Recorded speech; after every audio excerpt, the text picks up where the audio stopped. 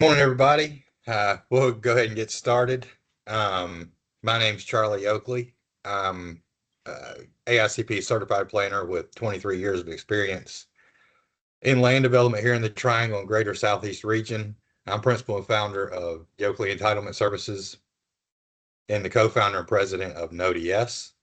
Today, we're going to talk about real constraints on land development improvement in the Triangle, what's actually driving timelines, costs, and outcomes based on our research, the public record, and backed by MPO plans, census data, and municipal ordinances.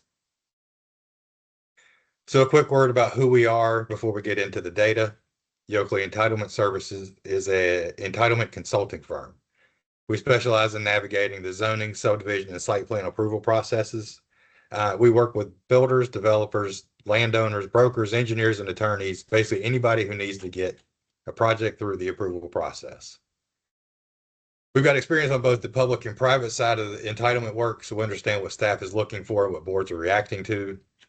We also plug into builder and developer teams as fractional entitlement resource. So if you don't have an in-house entitlement staff, we fill that role. And for early stage screening, we have our reporting products powered by NodeS to flag major entitlement risk on sites before you commit time or capital. And those reports can be tailored to your project. And NodeS is our municipal intelligence platform. It's a database that aggregates zoning codes, political meeting records, municipal plans, census data, and fee schedules across more than 50 municipalities, and the database is growing. This allows us to spend a few hours searching instead of weeks manually pulling meeting records and reading ordinances. The findings I'm presenting today come directly from the NodeS platform. So that's the background on who we are, and we'll get into what we found. So here's the conventional wisdom in land development. Neighbors complain, the council caved, and the project dies. And that's the story most developers tell when a project runs into trouble. It's your typical NIMBY narrative, NIMBY being not in my backyard. And I'm not saying that doesn't happen, because it does, but it's increasingly not the main story. We analyzed over 178,000 meeting segments from planning boards and city councils across 18 municipalities over 3 years, 2023 through 2025. And that's every public hearing, every work session, every agenda item we could get our hands on. And when you look at what's actually dominating the conversation in these rooms, it's not neighborhood character, it's not density complaints, and it's not aesthetics. It's whether the water system can handle another 200 connections, it's whether the sewer plant has capacity for another subdivision, it's whether the stormwater infrastructure downstream can absorb another 10 acres of impervious surface, and it's whether the road network can process another 3,000 trips a day. So the conversation has shifted. And if you're building your entitlement around managing neighborhood opposition, you're solving the wrong problem. The constraint is now physical. It's engineering, it's capacity. So municipalities aren't necessarily anti-development, they're capacity constrained. And that's not a political statement, it's what the data shows. And developers who understand that distinction, who walk into a pre-app ready to talk about infrastructure instead of site plans and zoning processes, are seeing fundamentally different outcomes than the ones who don't. So let's look at some actual numbers. Traffic comes up in roughly 13 to 15% of all political meeting discussions in the Triangle every single year. It's the number one infrastructure topic, and it doesn't move. Water capacity is right there, 15 to 16%. Stormwater sits at about 11% year after year. And so that's the key takeaway. These aren't spikes. They're not reactions to one bad project or one angry neighborhood. This is the new floor. This is the baseline level of infrastructural concern in every planning board and every council across the region, and it's not going down. The one interesting outlier that we're showing here is FEMA and floodplain. It spiked from 5.4% or spiked to 5.4% in 2024, up from 3.1 in 23, and then it's settled back down to a little bit higher than baseline at 3.3. That spike lines up with the legislature, North Carolina legislature, blocking residential building code updates until 2031, which killed about $72 million in federal resilience funding. Municipalities scrambled to figure out their exposure, so that conversation got loud for a year, and then it normalized. And it normalized a little bit higher than where it had started, but it's still pretty close to baseline. So when you're looking at a site and you're thinking about what the planning board is going to ask or what council is going to vote on, It's going to be traffic, it's going to be stormwater, and it's going to be water. And that's not a guess. That's based on 3 years of data. So that's the regional picture. Now let's break it down by municipality because because the pressure is not evenly distributed. Holly Springs is at 18.2%. That means 1 in 5 words spoken in a Holly Springs planning board or council meeting is about infrastructure. 1 in 5, so 20%. And that tracks. They're currently executing $500 million in utility investments, including $368 million to increase their water supply by a third. They know they have a problem and they're spending real money to fix it. But in the meantime, if you're bringing a project to Holly Springs, you're walking into a room where infrastructure is a dominant topic before you even open your mouth. Cary and Holly Springs are in the 16 to 70% range, so high stress. Cary's conversation is dominated by flooding and stormwater. They've got aging infrastructure in established areas that's getting hit harder every year. And allocations in Knightdale, water allocations specifically, were discussed a lot because they were used as a denial mechanism until the state took that ability away recently. So Knightdale is a little bit different because that's not a capacity conversation. That's a political one dressed as infrastructure. Wake Forest is at 13.1%, and that's one to pay attention to. 2 years ago, Wake Forest wasn't they were below 10%, so they were in the lower tier. They've crossed into elevated infrastructure stress, and that trajectory is going up. Then you've got Apex, Fuquay, Morrisville, and Garner clustered in the 9 to 10% band. Still significant, so roughly 1 in 10 conversations, but still not yet at the level where it's the defining feature of every meeting. So here's the implication. You can no longer go around constrained jurisdictions in the triangle. 10 years ago, if Holly Springs was tough, you'd go to Fuquay. If Cary was a headache, you go to Apex. If Roseville was too hard, you went to Wake Forest. That math doesn't work anymore. The infrastructure pressure regional is everywhere, and it's just a matter of degree in which particular aspect they're having to deal with. So why is this happening? And it's happening because previous development was subsidized. In Fuquay, Holly Springs, and Apex, and Wendell, over 40% of all housing stock was built in the last 15 years. That growth was approved with impact fees that were a fraction of what they are today. The infrastructure was undersized from day one, and the bill was pushed forward. The homeowner who bought in 2005 paid a $3,500 impact fee, watched their property value triple, and paid nothing extra towards the catch-up. So the bill is going towards the next family buying their first home, where the fees start at $8,800 and are climbing to $11,500 or higher. Triangle J Council of Governments called aging water and wastewater infrastructure a hard limit on expansion potential. Durham drew a bright line with no water or sewer expansion past their urban growth boundaries. And here's where it gets worse. We've got multiple municipalities in this region running their own water systems, their own sewer plants, their own engineering standards, their own fee structures. Multiple separate umbrellas instead of one roof. Every duplicated system adds costs that gets passed through to housing. So when Raleigh consolidated 7 utility systems in 05-06, they saved $350 million. So we know coordination works, we're just not doing it. So all the meeting data we're seeing, all the infrastructure conversation is not random political friction. It's not something that nobody saw coming. It's just a predictable result of 2 decades of deferred investment hitting the approval processes all at once.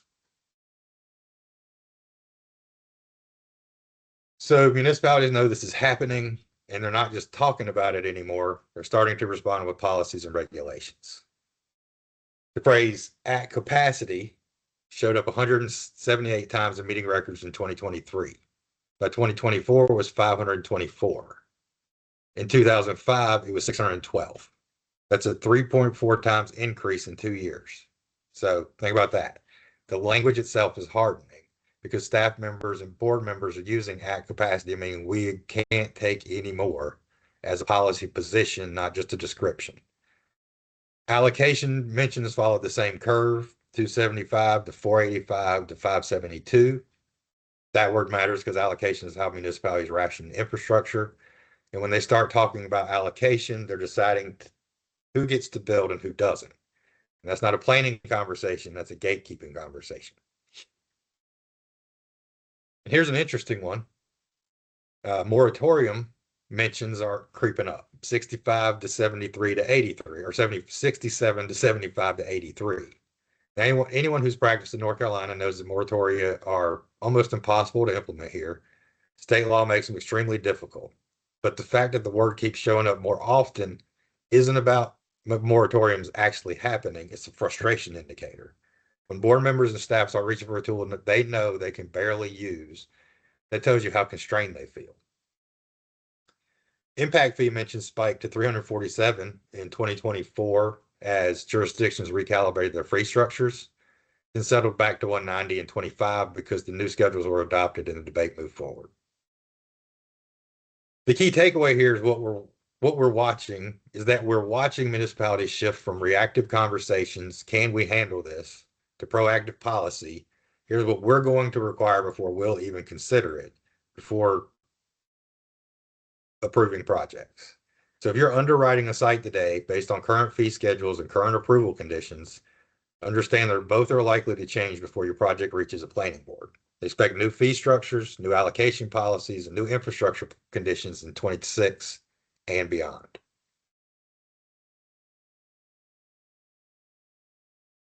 So what does this mean for your numbers? Because ultimately that's what matters for developers is what does all this mean for your deal?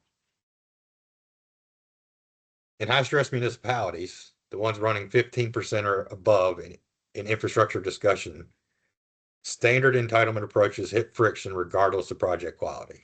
You can have perfect zoning alignment, a clean site, great design, and still get slowed down because the infrastructure conversation takes over. A rezoning takes 4 to 6 months in a lower stress jurisdiction, can stretch 12 to 18 months in a high stress one. And that's not really a planning delay, it's just a carrying cost problem. And the fee side is moving fast too. Impact fees are rising 6 to 7% annually in the outer ring. Wake Forest went from $3,500 in 2005 to $8,800 today, headed to $11,500 by 2029. Apex is already at $14,500 and returning towards $20,000 per unit by 2034. So if your pro forma is built on last year's fee schedule, you're already behind. You should be budgeting 15 to 25% more for impact fees than what's published today. Add explicit line items for offsite improvements like turn lanes, sewer upsizing, stormwater facilities that weren't required years ago, but are showing up as conditions of approval now. And here's the thing that gets missed. The same raw land parcel in Holly Springs versus Johnston County carries materially different entitlement risk. Even if the zoning and physical characteristic looks identical on paper, the infrastructure stress and environment surrounding that parcel changes the timeline, the conditions, and the costs.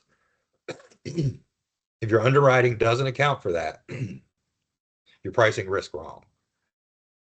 And I'll get into this more on the next slide, but the developers who are winning in these high stress municipalities aren't just accounting for costs, they're showing up with infrastructure solutions as part of their application. They're identifying local constraints before the pre-app meeting and presenting a plan to address them.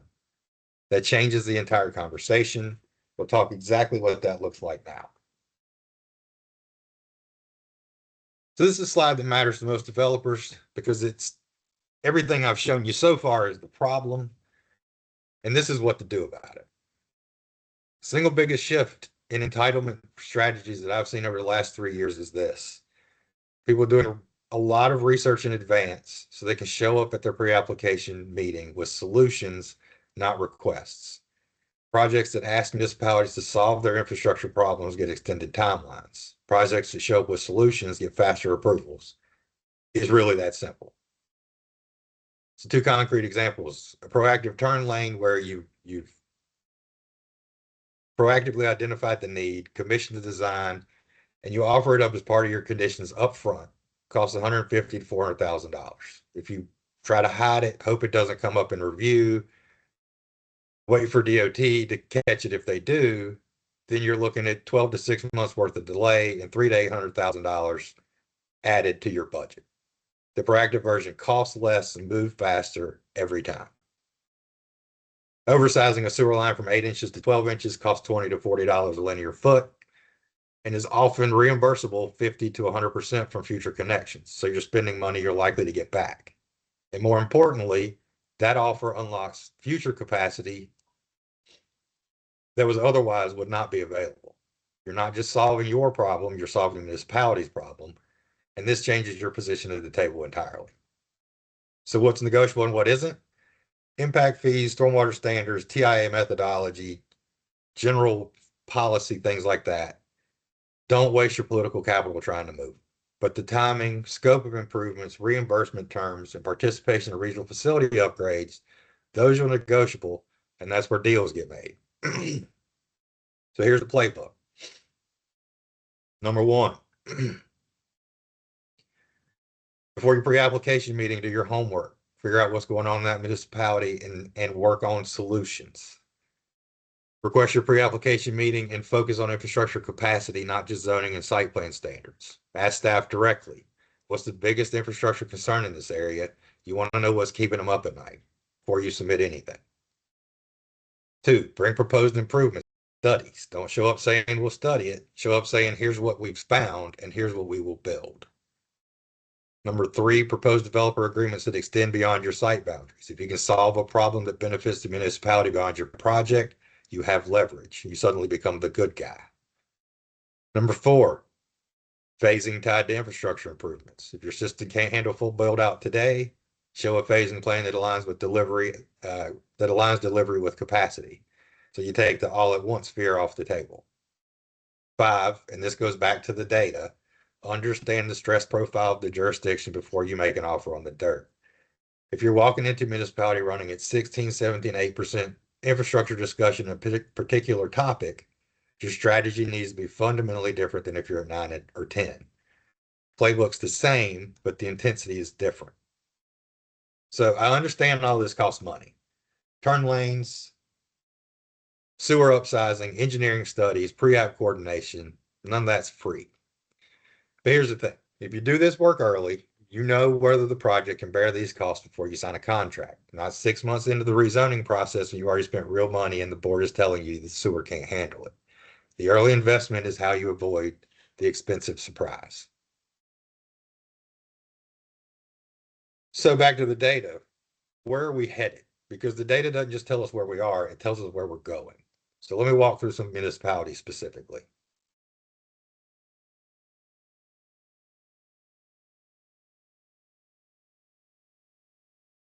Wake Forest jump to 12.2% validates the pattern. 2 years ago, they were in the 9 to 10% band. Now they've crossed into elevated stress and the trajectory is still climbing. Their water mentions alone, over 5,000, are nearly as high as Holly Springs, but Wake Forest is in a different position than Holly Springs. They're not capacity constrained, they're constrained by geography. Apex is at 10.6% with their water mentions are at over 3,900, sewers over 2,600, stormwater over 3,500 mentions. And those are big numbers across the board. So Apex isn't dominated by one infrastructure issue. They're feeling the pressure on all fronts simultaneously. That's the profile of a municipality that's about to cross into the next tier. Fuquay Varina is at 9.8%. Their sewer mentions actually outpace their water mentions, 570 to 505. So that tells you where their specific constraint is. And with the regional water project with Holly Springs and Sanford, $368 million, they're acknowledging the problem. But acknowledging it and solving it are two different timelines. Garner's at 9.1%. Their stormwater and flooding segments are the highest of any category at over 1,500 mentions. So that's their vulnerability. As development pushes farther into Garner, the stormwater conversation is going to intensify. And keep an eye on Johnston County at 8.5%.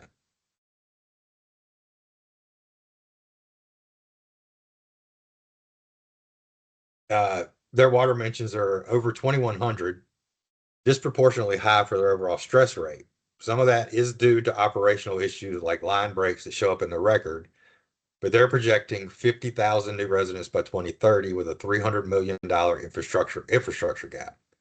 A lot of developers looking at Johnston County as the release valve when Wake County gets tight. and that math may not hold much longer. The bottom line is Apex, Fuquay Arena, Garner will likely cross into elevated stress within the next 24 to 36 months. The leading indicators are there: underfunded sewer expansion, draft stormwater divisions, increasing capacity study required conditions. So a parcel that looks straightforward in Q1 26 may face materially different scrutiny by Q4 27. Underwrite for tomorrow's approval environment, not today's. So everything I've shown you today, the stress rates, the municipal forecast, the policy trends, all of this came from analyzing public records, meeting minutes, agendas, transcripts, audio recordings. It's all out there, and we've combined it into one database. The traditional sources, MPO reports, COG studies, census updates, confirm these constraints on a 2-year lag. By the time a regional transportation plan tells you a corridor is stressed, every land buyer in the triangle already knows it. The information's accurate, it's just late. What we're doing with NODS is different. We're pulling meeting records and updating our data set quarterly, not waiting for an annual report. When a Garner council member asks about stormwater capacity at Tuesday night's meeting, that shows up in our next report. When Holly Springs staff presents a water allocation update to the board, we're capturing the exact language they use and tracking how it changes quarter over quarter. And that's where the real value is, seeing the signals before they become problems. A board member who mentions capacity once is making conversation. When that same board starts using at capacity 3 times as often in 12 months, there's a policy shift forming. When sewer mentions and Fuquay start outpassing water mentions, that might tell you where the next bottleneck is going to hit before staff even publishes a capacity report. When a municipality that never required offsite improvements starts attaching them as conditions of approval, that's not one tough project, that's a new standard being established in real time. That's how we spotted Wake Forest crossing into elevated stress. That's how we can tell you that at capacity mentions tripled in 2 years. None of that's in an MPO report yet. By the time it is, the land's already under contract and your assumptions are baked. The question isn't whether your next project will face infrastructure scrutiny. It will. The question is whether you'll know about it before you make an offer on the dirt or after you've already committed capital. That's the difference between a deal that works and a very expensive lesson.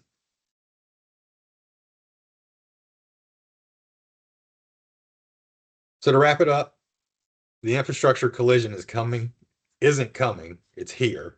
The data shows it, the meeting records confirm it, and it's regional. There's no municipality in the triangle that's immune. There's just degrees of impact. But it's also predictable, and if it's predictable, it's manageable. That's what we do at Yes and No to Yes. We turn public record data and into entitlement strategies so you can make better decisions before you commit capital. If you're underwriting a site in the triangle right now, let's talk about it. Just talk about what the data says before you close or go under contract. Whether it's a quick check on a specific parcel, an entitlement strategy for a project in the pipeline, or just a conversation about what we're seeing in a particular municipality, we're happy to dig in. We'll make the full infrastructure collision report available. I do have a few questions that I saw, so I will answer those. Is this just a triangle growth cycle issue, or is this happening everywhere? It's not happening everywhere, but if you look at the data, and you see rapid growth and no immediate infrastructure investment, then you're probably looking at a region that's facing the same pressures. Other markets are more mature infrastructure-wise. They've built out and they've caught up, so they have different conversations. But where you see this is where in those high growth, deferred infrastructure type communities, markets. How do we, I guess that means us, no to yes and yes. How do we distinguish between real capacity limits and political cover? So the meeting language in our data set. So what they're actually saying. When somebody says we can't give you an allocation because we're at capacity, that's an infrastructure issue. When it used to be in Nightdale was we can't give you infrastructure or allocation because we don't like your density or your design, that's political. And so that's what the meeting record shows us. Different ways of speaking give us different results. How do we know that what I'm saying just isn't noise in a database? Meeting transcripts are messy. How confident are you this isn't a keyword artifact? Because one thing said is noise. One thing said many times is a pattern, and a pattern is a signal. And so that's what we're looking for, those patterns in speech that give us direction about where people are, where communities are, and where they're going. So this infrastructure problem is real. Are there actual opportunities? If everywhere is stressed, where should we still be buying? I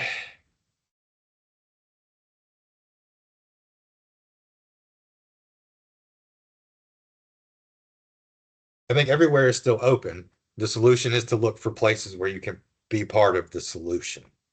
Um, so if it's a $400 million sewer improvement that's required to get your infrastructure or get the utilities you need to serve your project, that's probably not the municipality to work in. But if there's just some road improvements that your pro forma can handle after you've studied the problem, then that's a project you may be able to move forward with. So I think everywhere is still open as long as you're doing your homework. So again, that's all the questions. I appreciate everybody that showed up. The full infrastructure report again will be made available. We'll send emails to everybody who signed up. In the meantime, again, I'm Charlie Yoakley. You can reach me at charlie@yoakleyes.com. Give me a call at 919-395-3099 or see our website at www.yoakleyes.com. Thank you all again and have a great day.